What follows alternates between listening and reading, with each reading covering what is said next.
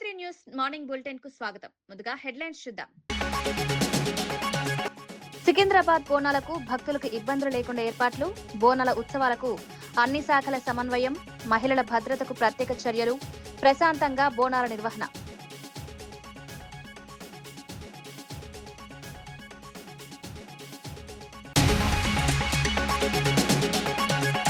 Social media దుర్వినియోగంపై ప్రత్యేక task force, తప్పుడు ప్రచారాల నియంత్రణకు social media response cell, cyber నేరాలపై వేగంగా స్పందించే వ్యవస్థ, డిజిటల్ భద్రతకు కఠిన చర్యలు.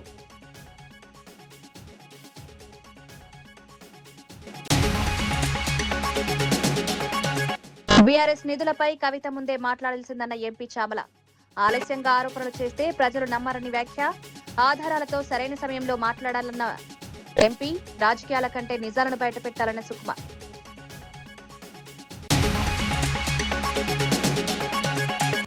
ఓటరు నమోదు ప్రక్రియలో అక్రమాలు జరుగుతున్నాయని అప్పిరెడ్డి ఆరోపణ, ఎస్ఐఆర్ ప్రక్రియలో పారదర్శకత లేదని అభ్యంతరం, ఎన్నికల సంఘం నిష్పక్షపాతంగా వ్యవహరించాలని డిమాండ్, ఓటర్ నమోదు వివరాలపై వైఎస్ఆర్సీపీ విమర్శలు.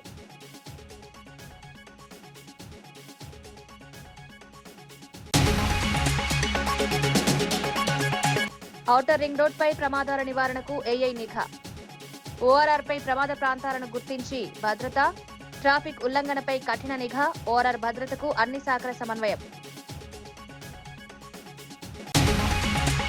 ఆంధ్రప్రదేశ్ సమాచార ప్రజా సంబంధాల శాఖ మంత్రి గొలుసు పార్థసారథి విజయవాడలో మీడియా సమావేశం నిర్వహించి కేబినెట్ సమావేశంలో తీసుకున్న కీలక నిర్ణయాలను వెల్లడించారు. సోషల్ మీడియాలో పెరుగుతున్న వేధింపులు, తప్పుడు ప్రచారాలను అరికట్టేందుకు ప్రత్యేక సోషల్ మీడియా రెస్పాన్స్ సెల్ ను ఏర్పాటు చేస్తున్నట్లు తెలిపారు. సైబర్ నేరాలు, ఆన్లైన్ దుష్ప్రచారం, వ్యక్తిగత దూషణలు, నకిలీ సమాచారంపై వేగంగా స్పందించే విధంగా ఈ వ్యవస్థ పనిచేస్తుందన్నారు. సోషల్ మీడియా దుర్వినియోగాన్ని నియంత్రించేందుకు ప్రత్యేక టాస్క్ ఫోర్స్ ను కూడా ఏర్పాటు చేస్తున్నట్లు వెల్లడించారు. చట్ట వ్యతిరేక కార్యకలాపాలకు సోషల్ మీడియాను ఉపయోగించే వారిపై కఠిన చర్యలు తీసుకుంటామని హెచ్చరించారు. ప్రజలకు బాధ్యతాయుతమైన డిజిటల్ వాతావరణాన్ని కల్పించడమే ప్రభుత్వ లక్ష్యమని, సాంకేతిక పరిజ్ఞానాన్ని సద్వినియోగం చేసుకునేలా అవగాహన కార్యక్రమాలు చేపడతామని తెలిపారు. ఒకవేళ ఏదన్నా తప్పు జరిగిందని చెప్పేసి ప్రజలు భావించినా దానికి లీగల్గా వెళ్ళటం, వారు దానికి జవాబుదారీతనం కూడా ఉండేది. ఆ రోజు ఆ మీడియాలో అది ఇది కానివ్వండి, మన టీవీ మీడియా కానివ్వండి, లేకపోతే ప్రెస్ కానివ్వండి, అకౌంటబిలిటీ ఉండేది. కానీ ఈరోజు సోషల్ మీడియాకి అకౌంటబిలిటీ కానీ ఎథిక్స్ కానీ ఏమీ లేకోకుండా కేవలం దాడులు చేయటం, లేకపోతే వ్యక్తిత్వ హననం చేయటం, గవర్నమెంట్ మీద అబద్ధాలు ప్రచారం చేయటం, ఇవన్నీ కూడా ఎక్కువైపోయిన విషయాన్ని ఈరోజు డీజీపీ గారు కూడా మరి చాలామంది చాలా విషయాలు చర్చించడం జరిగిందని చెప్పేసి కూడా నేను మనవి చేస్తా ఉన్నాను. మరి దీంట్లో ఎవరైతే మాట్లాడతారో వారికి ఒక గౌరవప్రదమైన బ్యాక్గ్రౌండ్ కానీ, లేకపోతే గౌరవప్రదమైన అర్హతలు కానీ, లేకపోతే వారు మాట్లాడే సబ్జెక్ట్ మీద పరిజ్ఞానం కానీ లేకుండా ఉండే పరిస్థితులు కూడా మనం చూస్తూ ఉన్నాం. వారు ఆ సోషల్ మీడియాని కేవలం తమ రాజకీయ ప్రత్యర్థుల్ని అవమానించడానికి, లేకపోతే వ్యక్తిత్వ హననం చేయటానికి, లేకపోతే ప్రజల్లోకి అబద్ధాలని వ్యాపింప చేయటానికి వాడుకుంటున్నారు తప్పితే ఒక మంచి విషయం గురించి తక్కువ వాడుకుంటున్నారని చెప్పేసి కూడా ఈ సందర్భంగా తెలియజేస్తాను. దురదృష్టం ఏంటంటే ఇటువంటి వాళ్ళ వెనకాల ఆర్థిక పరిపుష్టి కలిగించడానికి, లేకపోతే ఆర్థిక సాయం చేయడానికి కొంతమంది వ్యక్తులు కానివ్వండి, కొన్ని రాజకీయ పార్టీలు కూడా దురదృష్టం. ఎందుకంటే రాజకీయ పార్టీ అంటే ప్రజాస్వామ్యంలో జవాబుదారీతనం కానివ్వండి, లేకపోతే ఒక గౌరవప్రదమైన ఆలోచన కలిగి ఉండాలి, గౌరవప్రదమైన విధానాలని అవలంబించాలి, ఉందాతనం అవలంబించాలి. కానీ కొన్ని రాజకీయ పార్టీలు దీన్ని ఒక ఆయుధంగా చేసుకుని ఎదుటి రాజకీయ పక్షాల మీద దాడి చేయటం, వ్యక్తిత్వంగా సిద్ధాంతం మీదో లేకపోతే పరిపాలన మీదో చేస్తే తప్పలేదు. కానీ ఇవన్నీ కూడా మరి మనం అందరం కూడా చూస్తూ ఉన్నాం ప్రజల్లో. వీటన్నిటిని గురించి మరి డీజీపీ గారు, అదేవిధంగా ఇతర పోలీస్ అధికారులు కూడా ఎటువంటి చర్యలు తీసుకుంటుందో కూడా చెప్పారు. మరి సింగపూరు, లేకపోతే యూరోపియన్ కంట్రీస్, అదేవిధంగా యుఎస్ఏ, అక్కడంతా కూడా ఇటువంటి చట్టాలని అమలు చేస్తున్నారు. ఇక్కడున్న ఐటీ యాక్ట్లో ఉన్న చట్టంలో ఉన్న లొసుకులను కానివ్వండి, బలహీనతలను కానివ్వండి ఆసరాగా చేసుకుని ఏ విధంగా హైదరాబాద్ ఔటర్ రింగ్ రోడ్డుపై రోడ్డు ప్రమాదాలను తగ్గించి ప్రజల భద్రతను మెరుగుపరిచేందుకు ఉన్నత స్థాయి సమన్వయ సమావేశం నిర్వహించారు. Hyderabad police commissioner VC Sajjanar అధ్యక్షతన జరిగిన ఈ సమావేశంలో HMDA, NHAI, GHMC, traffic police అధికారులు పాల్గొన్నారు. ఓఆర్ఆర్పై ప్రమాదాలు ఎక్కువగా జరిగే 80 కీలక ప్రాంతాలను గుర్తించినట్లు అధికారులు వెల్లడించారు. ట్రాఫిక్ నిబంధనల ఉల్లంఘనను గుర్తించేందుకు ఏఐ ఆధారిత ఎలక్ట్రానిక్ ఎన్ఫోర్స్మెంట్ వ్యవస్థను అమలు చేసే అంశాన్ని పరిశీలిస్తున్నట్లు తెలిపారు. తరచూ నిబంధనలు ఉల్లంఘించే వాహనాలపై ప్రత్యేక నిఘా ఉంచనున్నట్లు చెప్పారు. వాహనాలు రోడ్డుపై చెడిపోతే వెంటనే సురక్షిత ప్రాంతాలకు తరలించే చర్యలు తీసుకోవాలని, అత్యవసర పరిస్థితుల్లో 14449 హెల్ప్ లైన్ కు సమాచారం ఇవ్వాలని ప్రజలకు సూచించారు.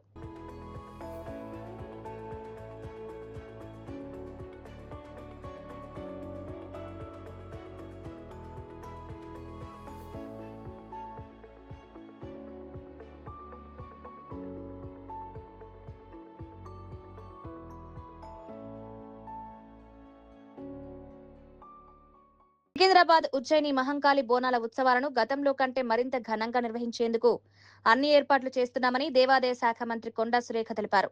మహంకాళి ఆలయంలో జరిగిన అన్ని శాఖల సమన్వయ సమావేశంలో పాల్గొన్న మంత్రి ముందుగా అమ్మవారిని దర్శించుకున్నారు.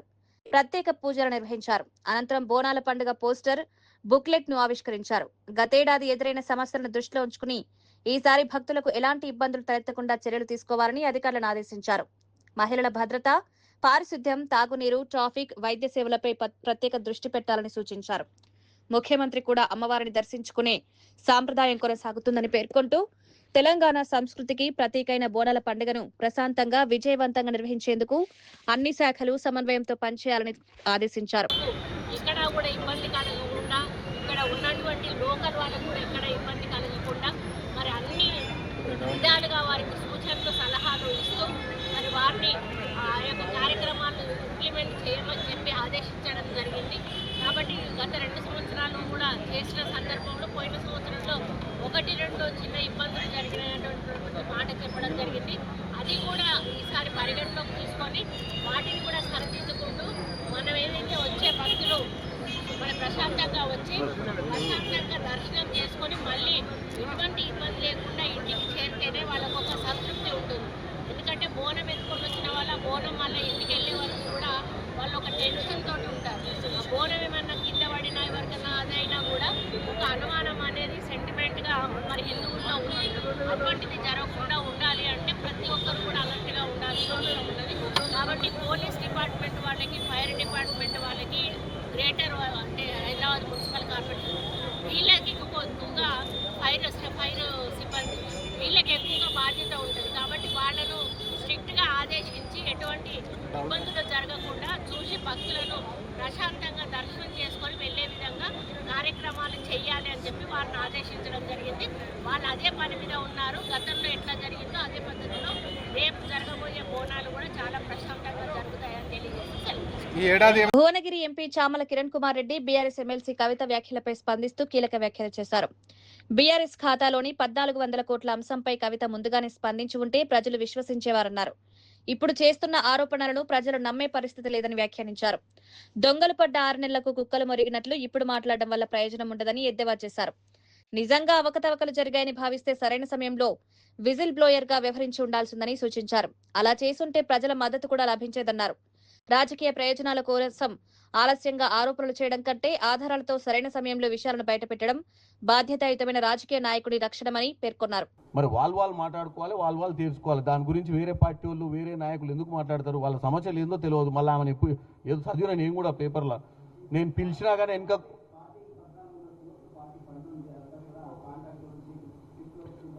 ఇప్పుడు కవిత గారు ఏది మాట్లాడినా తెలంగాణ ప్రజలు ఆమెను నమ్మరు. దొంగలు పడ్డ 6 నెలల కుక్కలు మురిగినట్టు ఉంది. ఎందుకంటే ఆ రోజే కనుక దొంగతనం జరుగుతుంటే, ఆ రోజే కనుక కాంట్రాక్టర్ల దగ్గర దండుకుంటుంటే ఒక ఉద్యమకారురాలుగా, ఒక జాగృతి నాయకురాలుగా బయటికి వచ్చి సమాజాన్ని కనుక ఆ రోజే ఆమె సమాజం దృష్టికి తీసుకొచ్చి సమాజంలో ఒక విజిల్ బ్లోయర్గా ముందుకొచ్చి ఉంటే ఆమె మీద ఈరోజు డెఫినెట్గా ప్రజలకు ఒక మంచి అభిప్రాయం ఉంటుంది. ఎందుకంటే ఈ అప్పుల రాష్ట్రాన్ని కాపాడేది ఏది? ఈరోజు అంతా అప్పులు అయిపోయినాయి, వడ్డీలు కట్టలేక మేము వస్తుంటే ఇప్పుడు వచ్చి ముచ్చడి చెప్తే ఓడిటాడా? YSRCP MLC Lella Appireddy special intensive revision ప్రక్రియపై తీవ్ర అభ్యంతరం వ్యక్తం చేశారు. ఓటర్ నమోదు కోసం ఎన్యూమరేషన్ ఫారాల పంపిణీ, సేకరణ ప్రక్రియ పూర్తిగా లోపభూయిష్టంగా జరిగిందని ఆరోపించారు. అర్హులైన ప్రతి ఒక్కరికి ఓటు హక్కు కల్పించి నకిలీ ఓట్లను తొలగించాలన్నది తమ ఉద్దేశమని తెలిపారు. అయితే ఈ ప్రక్రియను కూడా అధికార పార్టీ రాజకీయ ప్రయోజనాలకు వినియోగిస్తుందని విమర్శించారు. ఎన్నికల సంఘానికి చేరకముందే ఎన్యూమరేషన్ ఫారాల వివరాలు మై టీడీపీ యాప్లో నమోదవుతున్నాయని ఆరోపించారు. ఎన్నికల సంఘం కూడా రాష్ట్రంలోని ఇతర వ్యవస్థల మాదిరిగానే నిష్పక్షపాతంగా వ్యవహరించడం లేదని అనుమానాలు వ్యక్తమవుతున్నాయన్నారు.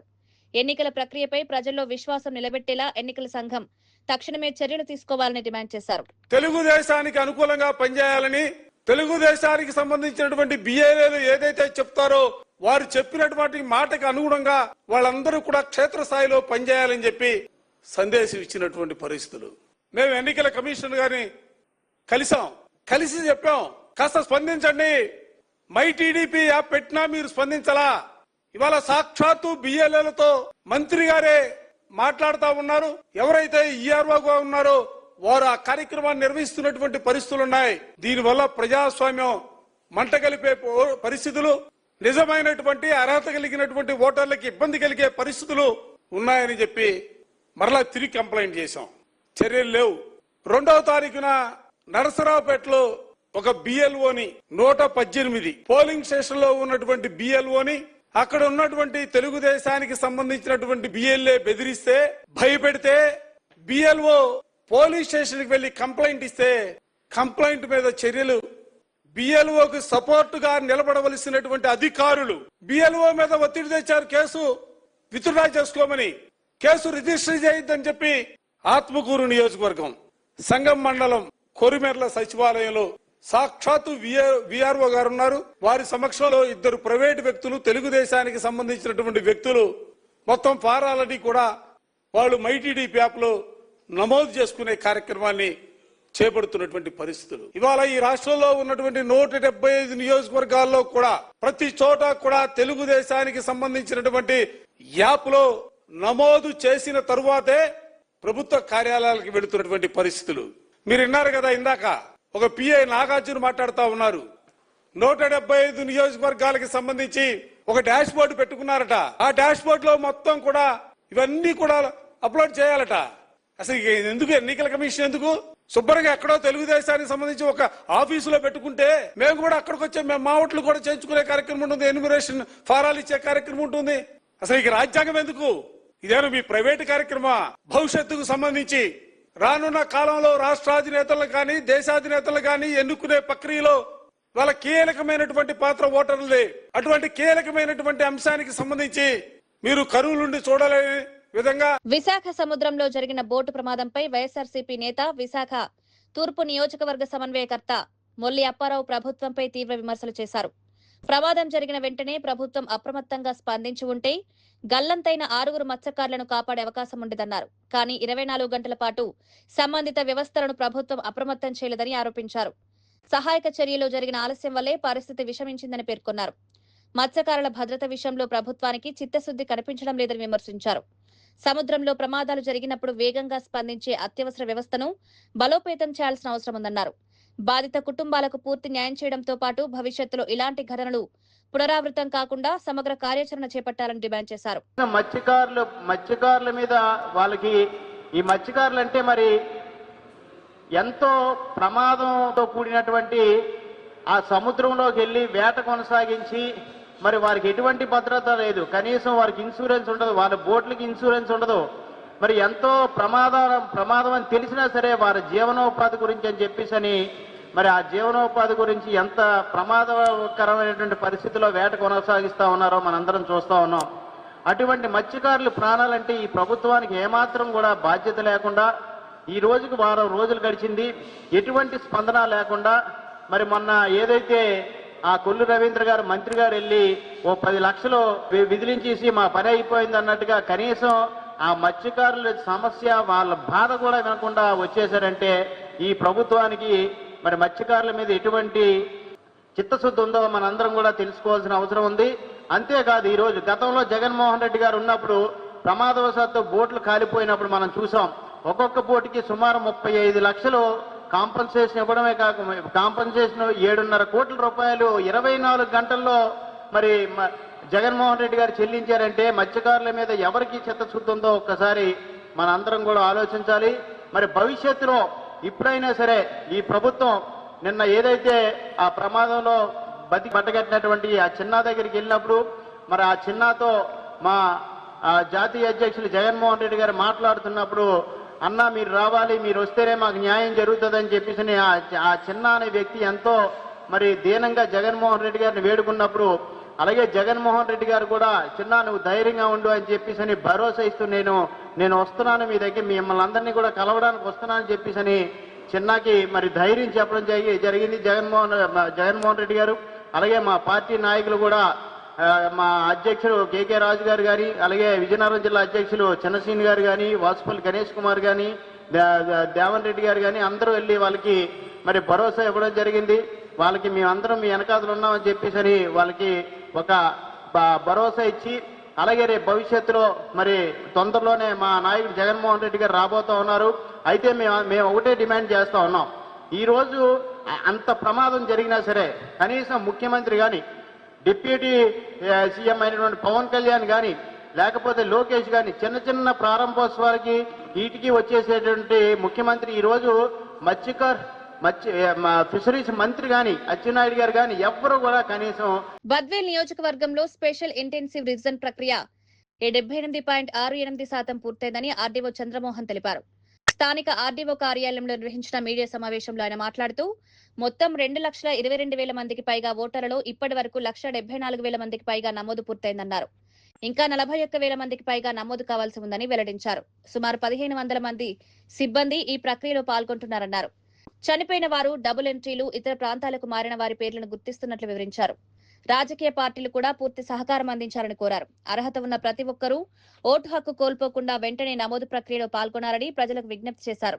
అలాగే అపాయింట్ అయినటువంటి బిఎల్ఏలు దయచేసి ఇప్పుడైనా ఈ జరగబోయేటువంటి నెక్స్ట్ 4 రోజుల్లో వీళ్ళందరూ కూడా బిఎల్ఓతో కోఆపరేట్ చేసుకొని ప్రతి ఓటర్ని ఐడెంటిఫై చేసి, ఎందుకంటే మిగిలిన వాళ్ళు ఎవరైతే ఉన్నారో వాళ్ళని ఐడెంటిఫై చేయడంలో వీళ్ళ రోల్ ఎక్కువ ఉంటుంది. ఎవరు బిఎల్ఏ, ఎందుకంటే ఆయన లోకల్గా ఉన్నటువంటి బిఎల్ఏ ఉంటారు కాబట్టి. సో ఆయన ఐడెంటిఫై చేస్తే వాళ్ళు చనిపోయారా, లేదంటే షిఫ్ట్ అయ్యారా, లేదంటే డబుల్ ఎంట్రీనా, లేదంటే ఉంటే కూడా ఖచ్చితంగా వాళ్ళ దగ్గర నుంచి ఎన్యూమరేషన్ ఫామ్ తీసుకొని దాన్ని ఫిల్ చేసి దాన్ని ఆన్లైన్ చేయడం జరుగుతుంది. కాబట్టి ఈ నెక్స్ట్ 4 days కూడా పొలిటికల్ పార్టీస్ ప్రతినిధులను అలాగే బిఎల్ఏని ముఖ్యంగా ఈ కార్యక్రమంలో పాల్పంచుకొని ప్రతి అర్హులు ఉన్నటువంటి ప్రతి ఒక్కరిని కూడా ఈ యొక్క డ్రాఫ్ట్ ఎలక్ట్రల్ రోల్కి తెచ్చేయడమే మన ఉద్దేశం. సో ఈ ఎస్ఐఆర్లో ఎవరికి కూడా ఓటు తీయాలని ఎక్కడ ఎవరికి లేదు. కాకపోతే ఎక్కడైతే డబుల్ ఎంట్రీ ఉన్నాయి, ఎక్కడైతే డూప్లికేట్స్ ఉన్నాయి, ఎక్కడైతే ఈ డెత్ కేసెస్ ఉన్నాయి, ఎక్కడైతే షిఫ్టెడ్ ఉన్నారు, ఎక్కడైతే ఇది ఉన్నారు, వాళ్ళందరినీ కూడా తొలగించడమే ఈ యొక్క కార్యక్రమం యొక్క ప్రధాన ఉద్దేశం. కాబట్టి సో ఈ యొక్క కార్యక్రమాల్లో అందరూ కూడా మనకు సహకరించి భాగస్వామ్యం చేసుకొని సో బద్వేల్ నియోజకవర్గంలో అర్హులైనటువంటి ప్రతి ఒక్క ఓటర్ని కూడా మనము నెక్స్ట్ ప్రకటించేటటువంటి 21వ తేదీ ప్రకటించేటటువంటి డ్రాఫ్ట్ ఎలక్ట్రల్ రోల్లో వీళ్ళ ఎన్రోల్ అయ్యేటట్టు అందరూ సహకరించవలసిందిగా ముఖ్యంగా ప్రజల్ని, రాజకీయ పార్టీలని కోరడం జరుగుతుంది. శ్రీకాకుళం జిల్లా కాశీబుగ్గలో నిర్వహించిన పీడీఎస్యూ శిక్షణా తరగతుల్లో రాష్ట్ర అధ్యక్షుడు కె భాస్కర్ కేంద్ర రాష్ట్ర ప్రభుత్వాల విద్యా విధానాలపై విమర్శలు చేశారు. నూతన జాతీయ విద్యా విధానం పేరుతో విద్యను ప్రైవేటీకరణ, కాషాయీకరణ చేస్తున్నారని ఆరోపించారు. రాష్ట్ర ప్రభుత్వం కూడా విద్యా వ్యవస్థను నిర్లక్ష్యం చేస్తోందని విమర్శించారు. విద్యాశాఖ మంత్రి ఇచ్చిన హామీలను వెంటనే అమలు చేయాలని డిమాండ్ చేశారు. మూసివేసిన 3,200 ప్రభుత్వ పాఠశాలలను తిరిగి ప్రారంభించాలని కోరారు. ఫీజు రియంబర్స్మెంట్ బకాయిలను వెంటనే విడుదల చేయాలని, మెస్ ఛార్జీలను 48% పెంచాలని డిమాండ్ చేశారు. విద్యార్థుల సమస్యలను ప్రభుత్వం పట్టించుకోకపోతే రాష్ట్ర వ్యాప్తంగా ఉద్యమాన్ని ఉధృతం చేస్తామని హెచ్చరించారు. ఈరోజు మూసివేయడం జరుగుతుంది. ఆ పాఠశాలను ఎప్పుడు తెరుస్తామని మేము సూటిగా అడుగుతా ఉన్నాం. అదేవిధంగా జీవో నెంబర్ 77 పెండింగ్లో ఉన్నటువంటి ఫీజు రింబర్స్మెంట్ బకాయిలను విడుదల చేయాలని, సంక్షేమ హాస్టల్ విద్యార్థులకు కేవలం ముష్టి వేసినట్లు కేవలం 10% మాత్రం పెంచడం జరిగింది. కాబట్టి అది కాదు 48% కూడా మెస్ ఛార్జీలు పెంచాలని పీడీఎస్యూగా డిమాండ్ చేస్తూ ఉన్నాం. లేని పక్షంలో ఈ క్లాసుల వేదికగా పెద్ద ఎత్తున చర్చించుకొని భవిష్యత్తు కార్యాచరణ రూపొందించుకొని ఈ ప్రభుత్వానికి బుద్ధి చెప్పడానికి సిద్ధమవుతామని ఈ సందర్భంగా హెచ్చరిస్తా ఉన్నాం. కె భాస్కర్, పీడీఎస్యూ రాష్ట్ర అధ్యక్షులు. పంపిస్తూ ఉంది. ఈ రాష్ట్రంలో ఉన్నటువంటి సహజ సంపదల్ని కార్పొరేట్ సంస్థలకు తాకట్టు పెడతా ఉంది. ఈ రాష్ట్రంలో ఉన్నటువంటి గిరిజన ఆశ్రమ పాఠశాలని ఈరోజు కుదింపు పేరుతో ఈరోజు రాష్ట్ర వ్యాప్తంగా ఆదివాసీ విద్యార్థుల్ని విద్యకు దూరం చేస్తూ ఉన్నటువంటి పరిస్థితి ఉంది. ఈ రాష్ట్రంలో ఇప్పటికే ఆగస్టు 26 నాటికి 19 ఆశ్రమ పాఠశాలలు మూతపడితే ఆదివాసీ గూడెల్లో ఆదివాసీ తండాల్లో ఉన్నటువంటి విద్యార్థుల యొక్క చదువు ఈరోజు ప్రశ్నార్థకంగా మారుతున్నటువంటి పరిస్థితి ఉంది.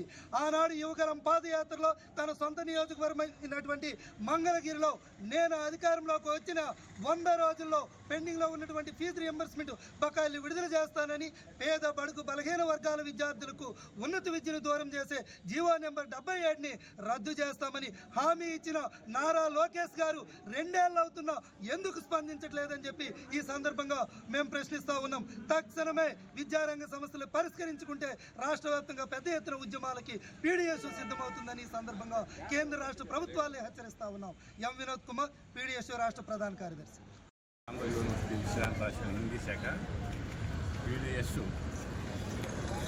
రాష్ట్ర కార్యవర్గం సామాజిక బాధ్యతగా నిర్వహిస్తున్న ఈ కార్యక్రమాలందరినీ నేను మొదటి నుంచి కూడా మద్దతిస్తున్నాను. 70 దశల నుంచి కూడాను. ఆ క్రమంలో నేను ఇక్కడ రావడం జరిగింది. రాష్ట్రంలోనూ దేశంలోనూ ప్రజాస్వామ్యం కూని చేపట్టది. ముఖ్యంగా ప్రపంచంలో ఎక్కువ యువత ఉన్న దేశం మనదే.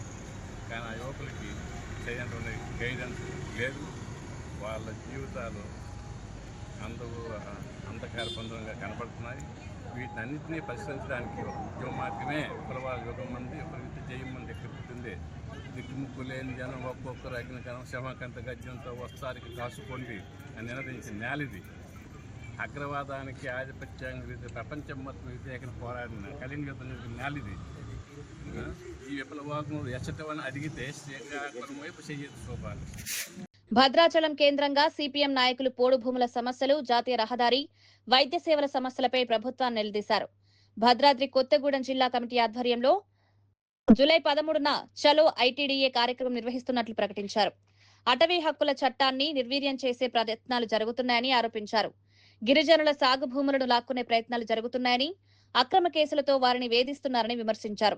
భద్రాచలం ఏరియా ఆసుపత్రిలో వైద్యులు, నర్సుల కొరత వెంటనే తీర్చాలని డిమాండ్ చేశారు. చర్ల భద్రాచలం జాతీయ రహదారి పనులను వేగవంతం చేయాలని ప్రభుత్వాన్ని కోరారు. ప్రజా సమస్యల పరిష్కారం కోసం రాజకీయాలకు అతీతంగా పోడు సాగుదారులు, ప్రజలు చర్లో ఐటీడీఏ కార్యక్రమంలో పెద్ద ఎత్తున పాల్గొనాలని సిపిఎం నాయకులు పిలుపునిచ్చారు.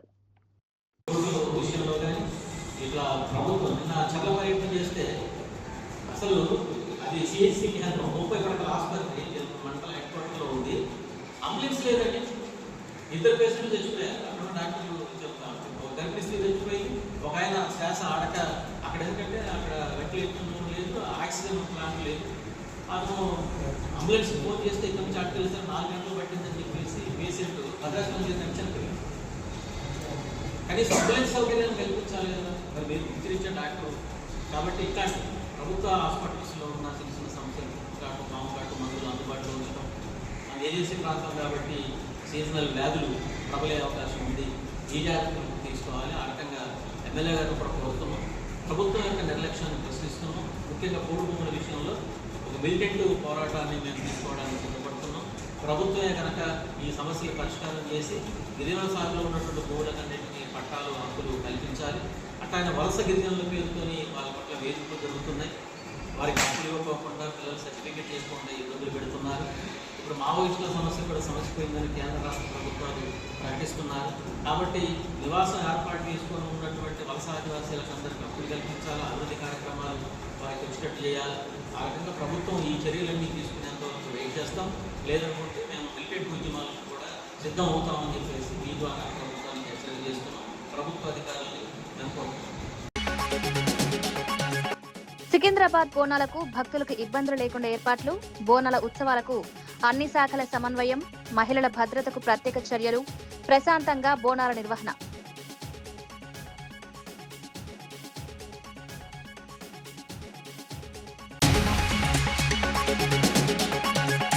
సోషల్ మీడియా దుర్వినియోగంపై ప్రత్యేక టాస్క్ ఫోర్స్, తప్పుడు ప్రచారాల నియంత్రణకు social media response cell, cyber నేరాలపై వేగంగా స్పందించే వ్యవస్థ, డిజిటల్ భద్రతకు కఠిన చర్యలు.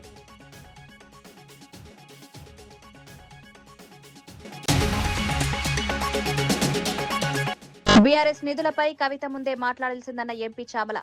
ఆలస్యంగా ఆరోపణలు చేస్తే ప్రజలు నమ్మరని వ్యాఖ్య. ఆధారాలతో సరైన సమయంలో మాట్లాడాలన్న ఎంపీ. రాజకీయాల కంటే నిజాలను బయటపెట్టాలన్న సుకుమ.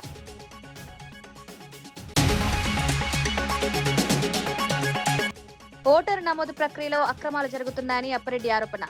ఎస్ఐఆర్ ప్రక్రియలో పారదర్శకత లేదని అభ్యంతరం. ఎన్నికల సంఘం నిష్పక్షపాతంగా వ్యవహరించాలని డిమాండ్. ఓటర్ నమోదు వివరాలపై వైఎస్ఆర్సీపీ విమర్శలు.